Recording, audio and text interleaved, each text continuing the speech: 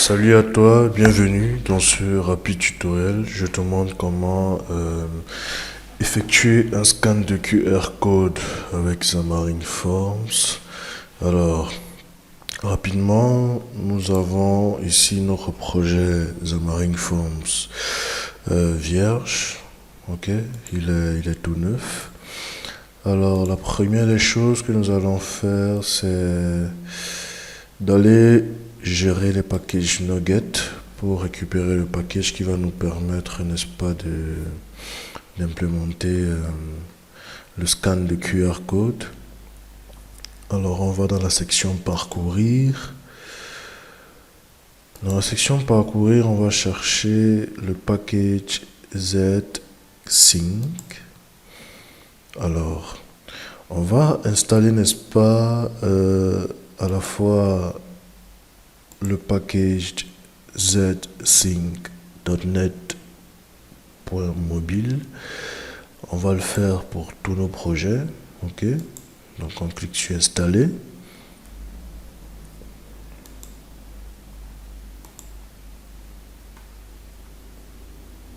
Un petit moment, le temps d'installation.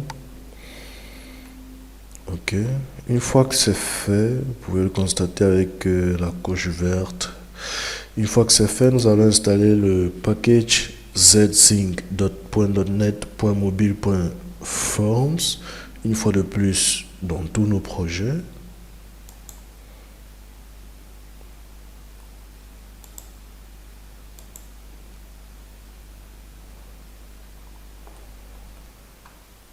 Ok, ça c'est fait également. Une fois que ça c'est fait, nous allons, n'est-ce pas, faire un ensemble de choses.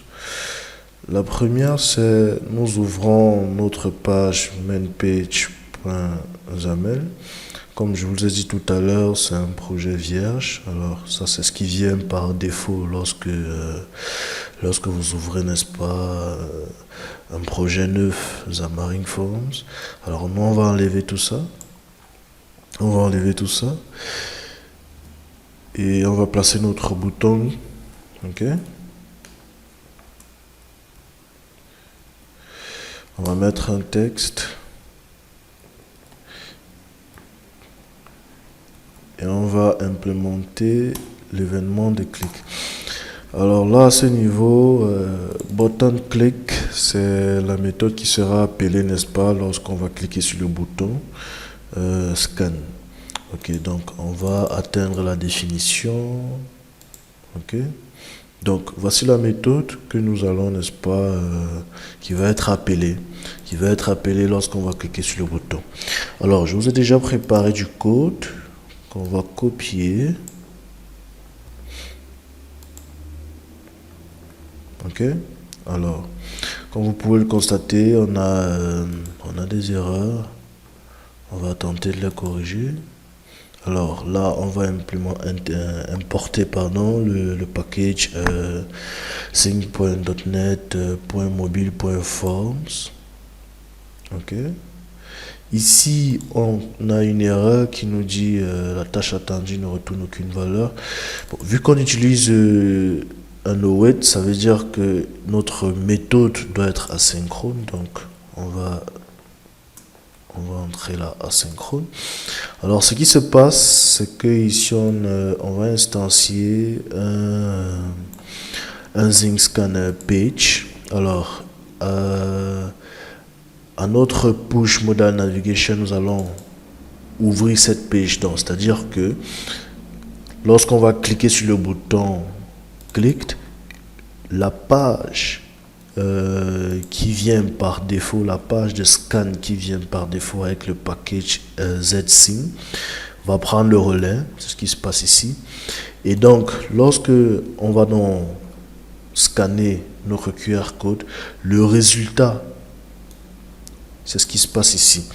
Donc, ici, nous avons device begin invoke on main thread. C'est pourquoi? C'est parce que lorsque on va ouvrir cette page ZSync scanner page, on va sortir en fait du thread principal, et ici on lui demande une fois qu'on a scanné le QR code, on veut revenir dans le thread principal, et une fois que c'est fait, on va retirer cette page qui avait été ouverte tout à l'heure pour nous permettre de scanner, et là on va donc afficher un pop-up qui nous montre la valeur du QR code qui se trouve dans texte.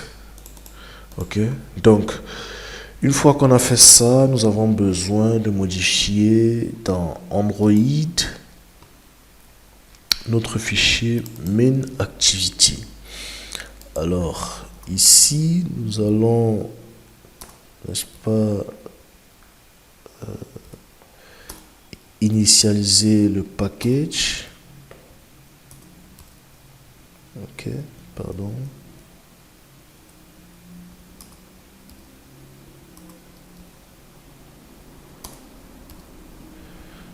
Donc, ici, nous faisons cette initialisation. Je crée des espaces pour que vous puissiez voir. Ok. Et ici, nous allons simplement demander la permission pour pouvoir accéder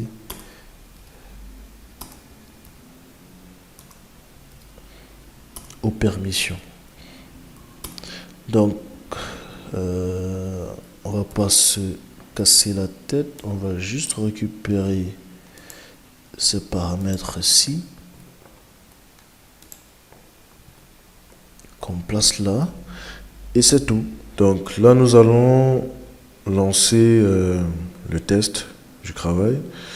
On n'oublie pas d'enregistrer ce qui a été fait. Ok, donc je résume.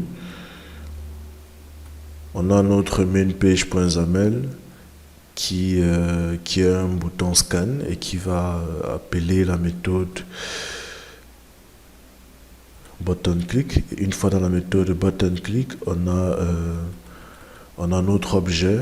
On a notre objet setSceneScannerPage qui va être instancié. Alors, une fois que cette page est instanciée, on va la push, c'est-à-dire que c'est elle qui va prendre le relais, elle va s'ouvrir et le scan va être effectué. Une fois que le scan est effectué, vu que le lancement du scan se fait sur un autre thread que le thread principal, ici on lui demande de revenir sur le thread principal. On retire la page qui a été ouverte et là on a notre display alert, notre pop-up qui va, n'est-ce pas, afficher le résultat. Alors moi j'utilise un Xiaomi Redmi Note 7 Pro. Ok, donc je vous montre ça. Alors là c'est mon téléphone, je lance le scan. Du moins je lance pas le scan, mais je build le projet. Alors en attendant que le projet build, nous allons aller sur cette plateforme QR Code Generator, où ensemble on va écrire, on va mettre du texte dans notre QR code. Ok, on va mettre du texte dans notre QR code. On va dire mon premier QR code. Donc, lorsqu'on va donc scanner ce QR code, nous allons voir le texte mon premier QR code. Notre application est lancée. Alors, nous avons à droite, nous avons l'application, et ici à gauche, nous avons le texte que nous avons mis dans notre QR code. Et donc, je m'en vais cliquer sur le bouton scan. Ok, tout à l'heure, vous avez vu qu'on demandait les permissions, on autorise. Donc voilà, QR code scanné, valeur QR code, mon premier QR code. Voilà, c'était tout pour ce tutoriel. Merci pour votre attention.